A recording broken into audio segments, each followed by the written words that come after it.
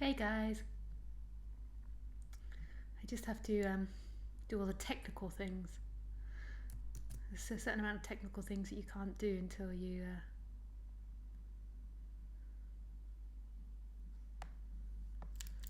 go live.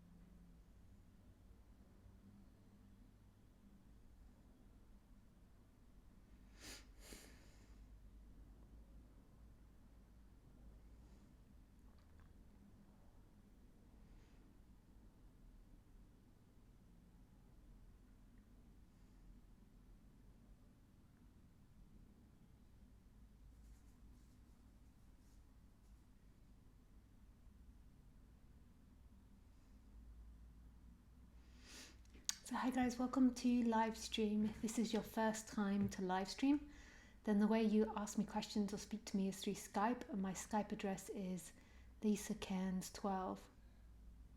You can send me a request now, and you can either ask to speak to me or you can write questions. And I feel like speaking to someone tonight, so if you want to speak to me live online, then just send me a message saying call me or I would like to speak. Normally I do an introduction first, so it takes some time before I'll be ready for questions. I do these talks every Sunday and Wednesday at 6 p.m. French time, but always check my website to make sure I'm doing it. If you want to join an event, the next event that I'm doing is in the south of France, and that's from the 7th to the 14th of July. It's in a beautiful spot in the south of France. I've lived near there, so I know it very well. Yeah, it's really idyllic, the spot. Especially at that time of year. You can find that on my website, and I think it is in this box here. You just press that I that's on the screen and then it will come up. It will say retreat. You can also book sessions and a meditation class on my website. And the meditation is on the 26th of May at 10 a.m. French time. And it's just basically meditating.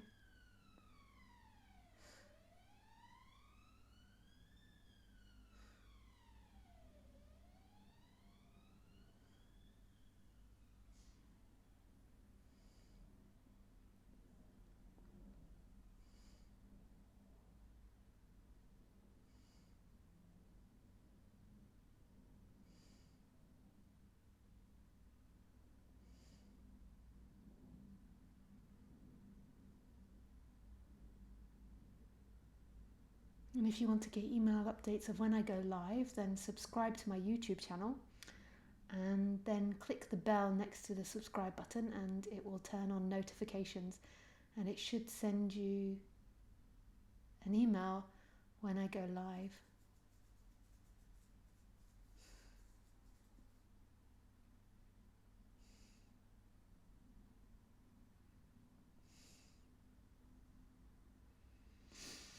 I always like to sit in silence at the beginning of my talks.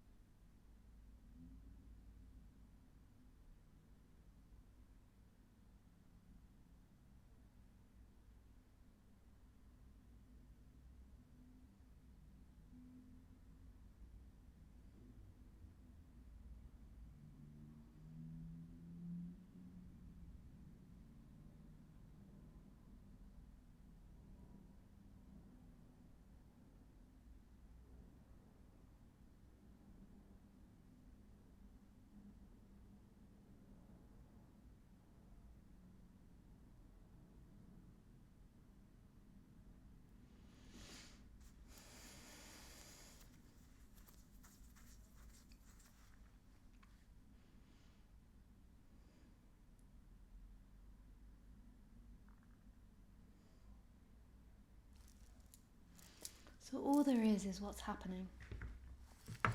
This is it. This, what is.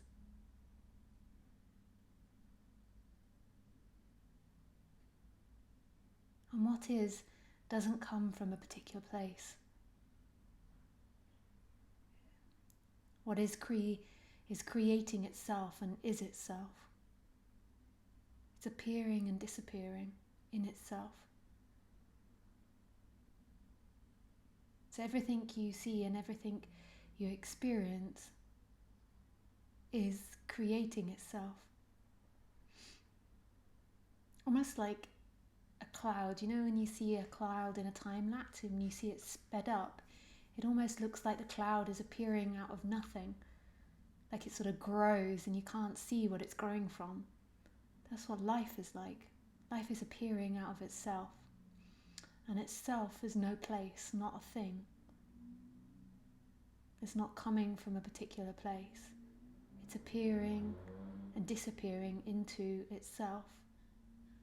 And it's self-conscious. Life is conscious. Isn't that amazing? It's self-conscious.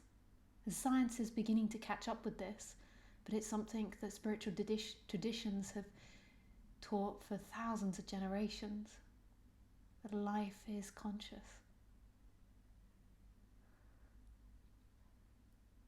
That's so totally amazing. So consciousness isn't something that looks at life. Life is conscious. So consciousness isn't prior to life. Life is conscious and life is made up of no thing. So the way sometimes non-duality is taught, and I support that because it's really not an easy task talking about this stuff.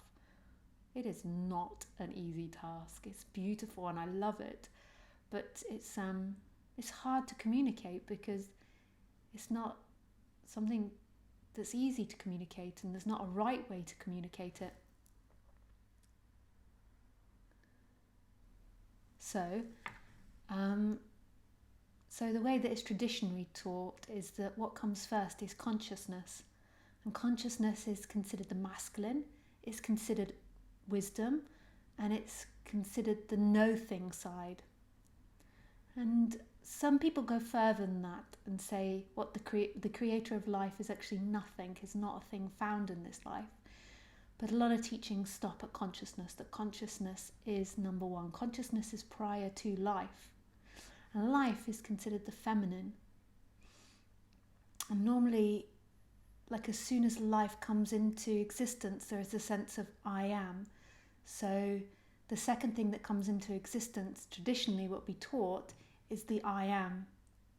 This I am comes into life, and I am is considered love.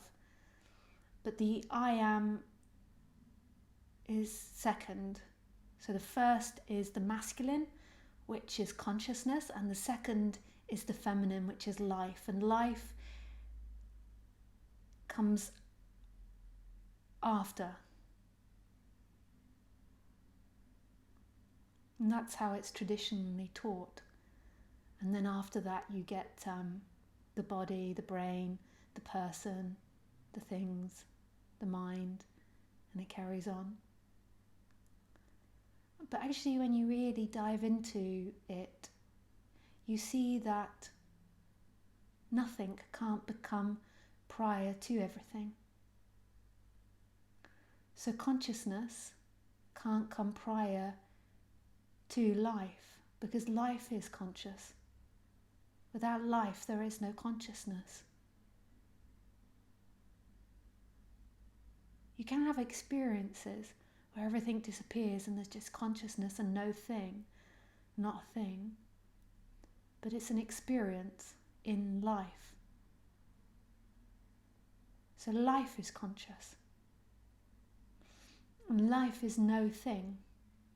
And no thing is everything. So no thing is everything. So what comes first? It's like the chicken and the egg. Does nothing come first? Is nothing prior to everything, or everything prior to nothing? So if everything did go into nothing, to not a thing, to non-existence, it wouldn't exist. So that can't come first. Non-existence doesn't exist. So non-existence can't come prior to life, because non-existence never exists. It's only ever existence. So in that argument, it doesn't work either. So some people try to correct me and say the consciousness comes first, or nothing comes first and everything is second. So they say that the masculine is first and the feminine is second. And I wonder if this is just a state of mind of our society, and actually one can't come without the other. Could there be consciousness without all things? So if consciousness comes prior to life, then there's something that's separate from itself. If consciousness is life, then there is no separation. If they're one and the same thing, then there's no separation. It's just that we're so used to this mentality that consciousness comes first. So we're used to the mentality that we're conscious of something. So we're the subject and something else is the object. So then when we remove that, we get used to this mentality that consciousness is conscious of things.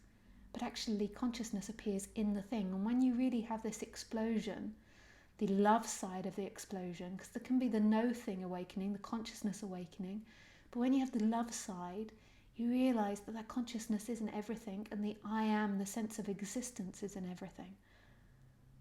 The everything isn't separate from that. So consciousness isn't conscious of something. Consciousness is the appearance of things. And it's like a beautiful circle. One can't come without the other. They complete each other. You can't separate them out, because non-existence never exists. So if this world suddenly disappeared into non-existence for 20 billion years, it would just be instantaneous. That 20 billion years wouldn't exist. It would be instantaneous, because non-existence doesn't exist.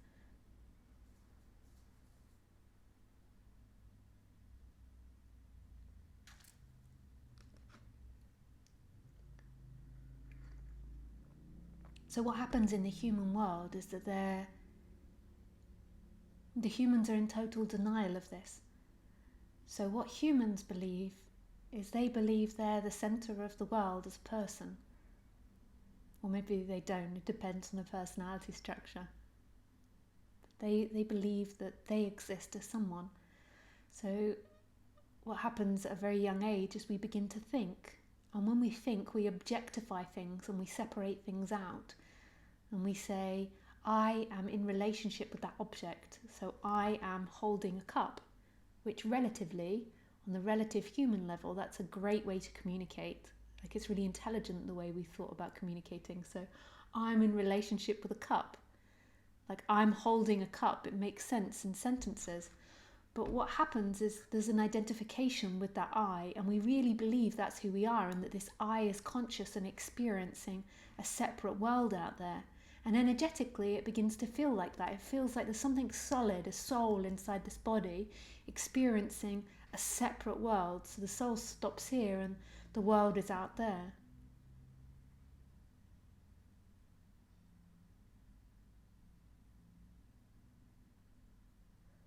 But when the details of this existence is really explored, it's seen there is no boundary. Where is the boundary between your looking, the consciousness, and the I am and the world?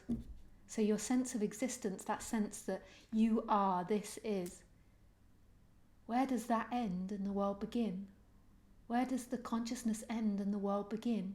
And you begin to see the experiencer, that which is ever present, that which is experiencing this, not the story of you, but the experiencer is not separate from things. All animals, the birds, the bees, the trees, the sunlight, the clouds, everything knows this and is this. But the human is like, no, I am separate from it. I am experiencing it. But who is experiencing it? Who is experiencing life right now, in this moment? Notice that the one that you describe to be experiencing this. So me, I am 37, I am English, I've lived in Australia, I've lived in Thailand, India, Holland, France. Where else have I lived? I've never lived in America, which you'd think would be a logical place for me to live, but I've never lived in America. What is my favourite country? I really loved Australia, and what I really loved about Australia was the native forests.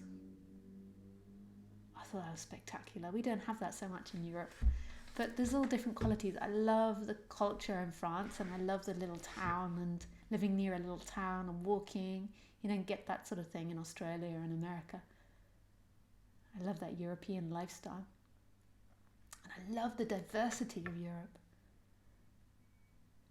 I love Thailand, the beaches, the coconuts, the fruit.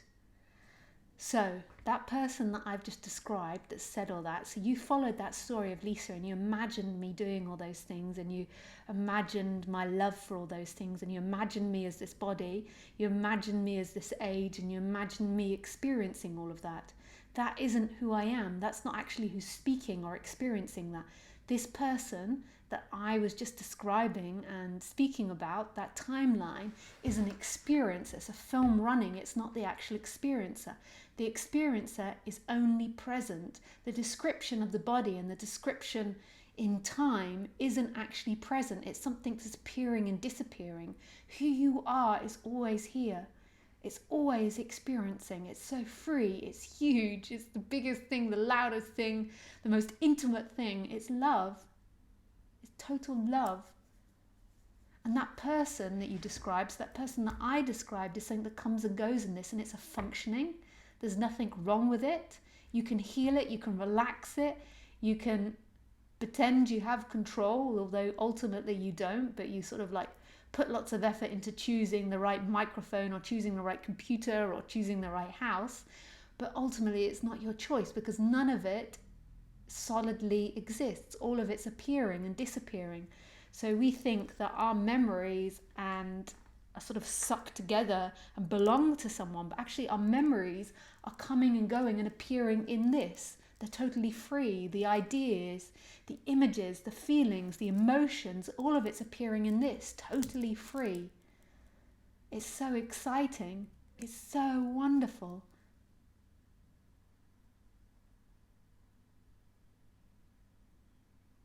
It's so free. This is who you are. This is who you are.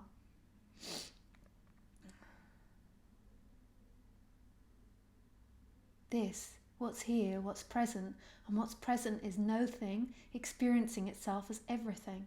Everything is conscious. Everything is alive, that sense of being.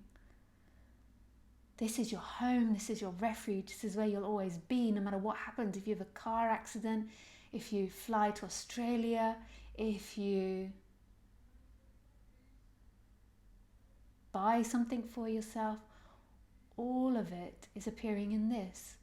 This. This is it, baby. This is home. This.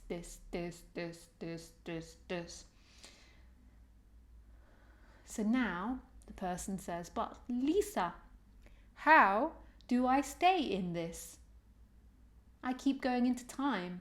The person always goes into time. That's what it does. It uses time to control circumstances. There's nothing wrong with that. It's a shift of energy from being that person to being this expansive looking. And this I am. And that person doesn't exist. That person is fresh in every moment. It's not actually something that exists through time. It's appearing now, fresh each time. So everything you've ever done doesn't belong to you now. That's a memory that belongs to you, which is something different from what you believe to have happened. Everything's fresh now. You're not your timeline. You're not what you've done. You're not guilty or successful or brilliant. You're this right here, radically free.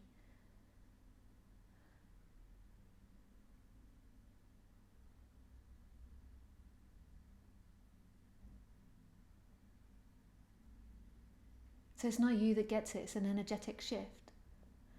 We can relax that dynamic of you because the dynamic of you has got into a pattern of behaving neurotically, primarily because it believes a lie. It believes that you exist, that you have doership, that you have free will, and that you're acting independently from all other things. And from that belief, you create other bizarre beliefs.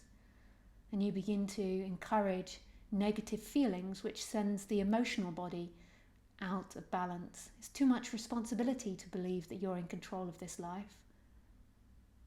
So your emotional body begins to get uncomfortable. There's too much worry, anxiety, pressure to control. All of these things can be natural feelings that the person feels, but it's like they're emphasized when you believe that you're separate. Then this separation feels uncomfortable. So it feels uncomfortable, the highlight of you, the highlighting of you and your responsibility.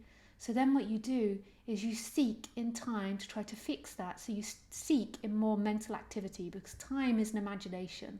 Time isn't a reality, it's an imagination that humans have collectively created.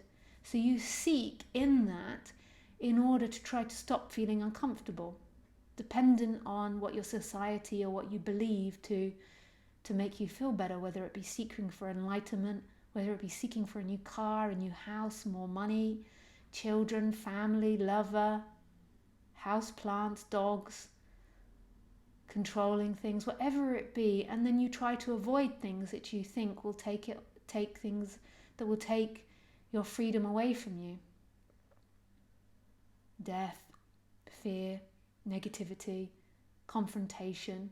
And you sort of begin to encourage this imagination, and this imagination is wild, and the more that you encourage it, the more you become out of balance, because it encourages your chakra system, your emotional body, to become uncomfortable. And then it creates tension in the body, which gives more feeling that you're somebody solid inside this body. So we can relax that, and I talk about that infinitely with people about how to relax that, and I'm happy to show it again and again of how you can relax it. Or you can just drop everything now and see that you're free. This is free. You are free.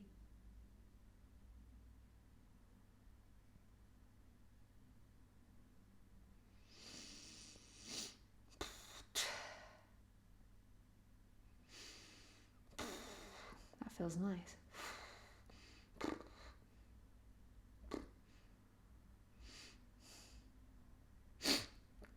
A little bit of blocked nose I have. We are having a blasting of pollen here. A blasting.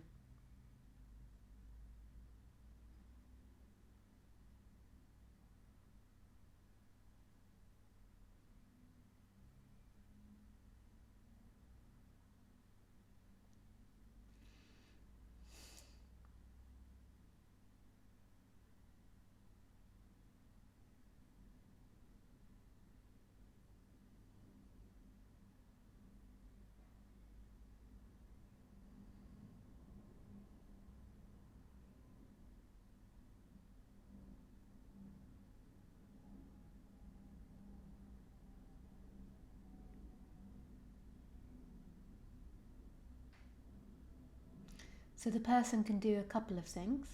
It can keep putting its attention to the I am. It can listen to Nonduality. And when it's going through a lot of emotional turmoil, it can explore that emotional turmoil in the chakra system. It can explore where it's feeling the turmoil and what old belief systems it has in there. These are the things the person can do. But it's not really somebody's free will to do that. It's something that happens. So everything is something that happens. The idea that you're doing something isn't true. The thoughts and the ideas and the impulses appear, giving the appearance that you're choosing to do it, but actually it's just happening.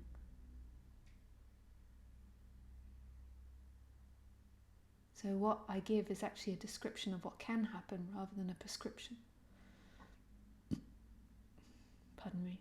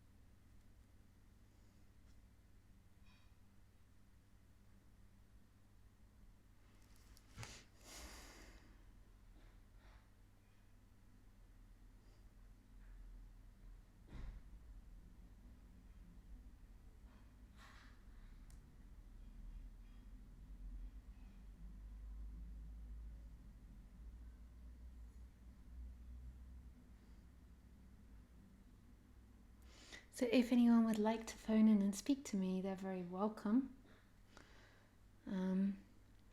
Hey Beth. Hi Martin. Hi Lisa. I really resonate with what you said about young men last Wednesday. I've felt so abused by the education system and my parents. It's like I've been conditioned to feel helpless and incapable. Becoming independent seems quite scary. Do you have anything to say about this? Yes, I've seen a therapist about this and things are going forwards. So feel free to drop bombs if it feels right. Hey, good on you for seeing a therapist. Good on you. I don't think therapy is it. I think it's nice if you can pick a therapist that has the I am and the non-dual side to it.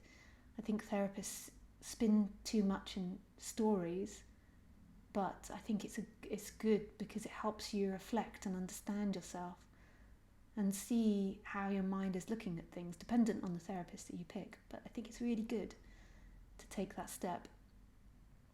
So the bomb in that, what you said to me, is I don't like this. I felt so abused by the education system and my parents because you got to see that it's all you. Not you as Martin, but you as life. So Martin feels abused by his parents. It's like the tree feeling abused by the wind. It's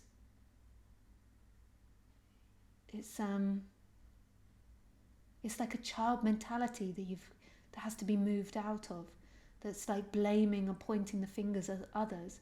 It's not saying it's your fault that you should blame yourself, but it's seeing that it was something that happened that was in divine accordance with the order of life, and it was exactly what was meant to happen. And that this recovery or this change that's happening in you is exactly what's meant to happen. When you're releasing the feeling, you can, if the feeling feels abused, you sort of see that and you allow that. But on the mental level, you begin to see that it wasn't abuse, it was the divine order of life. It couldn't have been any other way. And that's important, to not be pointing the fingers, because who are you pointing the fingers at? It's like the tree pointing fingers at the wind, or the wind pointing finger at the sunlight, or the sunlight pointing finger at the cloud. Your parents never chose to be like that. The education system never chose to be like that. It was happening, and it was a perfect happening.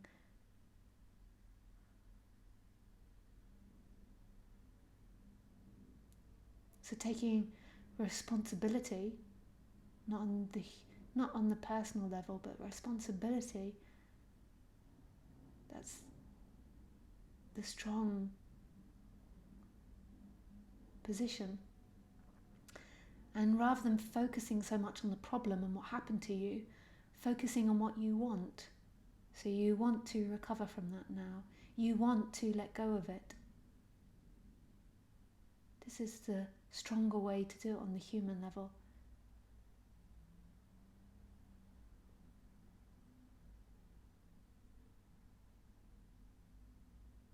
Thanks, Martin.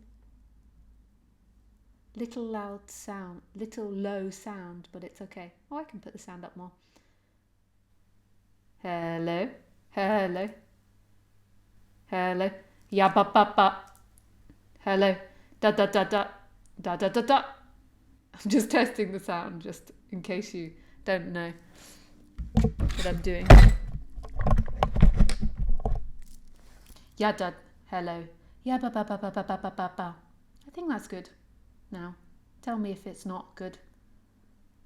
Little low sound. Yeah, I'm in one of those moods where I can be really husky. Oh, papa.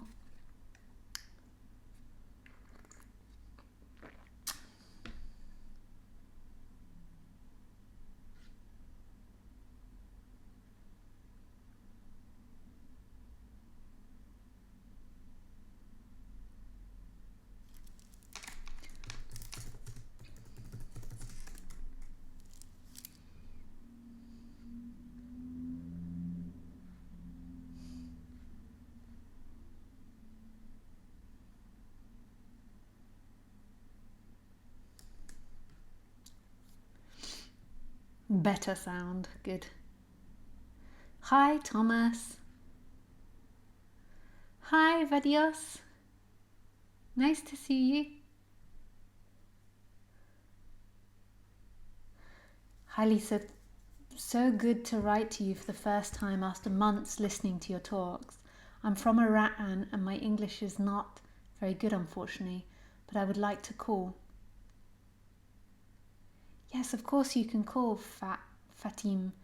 The only thing that I would say is if you do call, could you please make sure that you have headphones and a microphone, just so the sound is good for everybody. But yeah, when you're ready, you can call. Beautiful and interesting rumination, Lisa. I feel it's exactly like the chicken and the egg. They have to come together instantaneously like one. It's just one thing appearing as many things and vice versa. Yeah, totally, Thomas.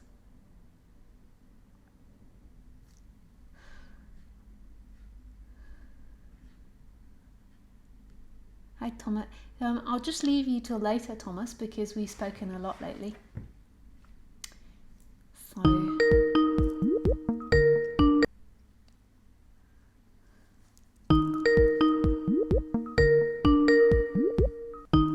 Hello?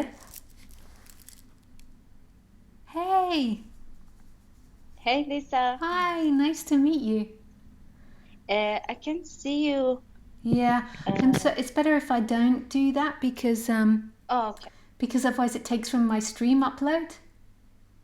Okay, because I disconnected the YouTube Yeah. and I'm just Yeah. seeing myself. Yeah. It's actually better if you turn your video off as well because otherwise it can affect my stream, like the streaming quality. Sorry, what? It's better if you turn your video off as well. Okay. I will Thanks. do that through my computer. I'm calling from Iran as I write to you. Yeah. But I'm listening to your talks, and for the first time,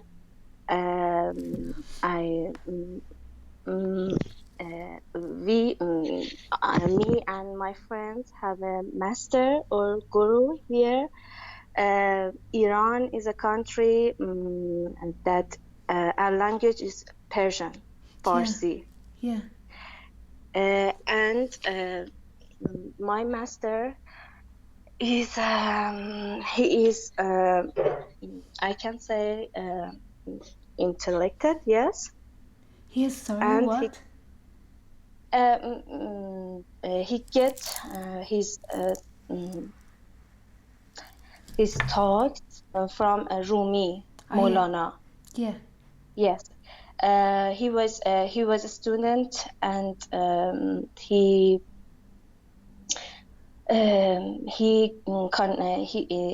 was connected with his poems. Yeah.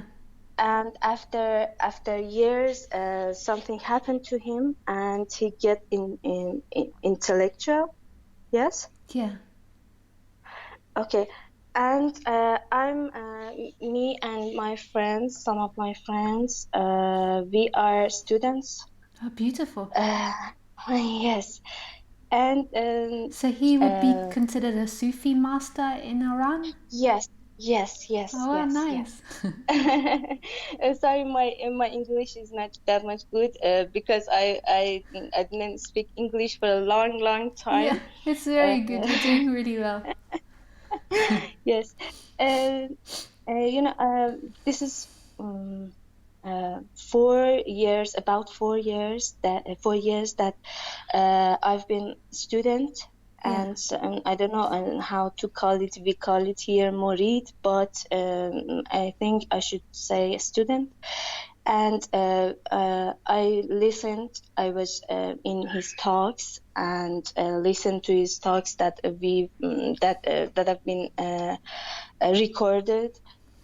And after a year, I moved from my city to somehow live with him. And I have a connection with him, but somehow I can't understand some things. I know that this person, someone like you are not like normal people. You know, you do something that is really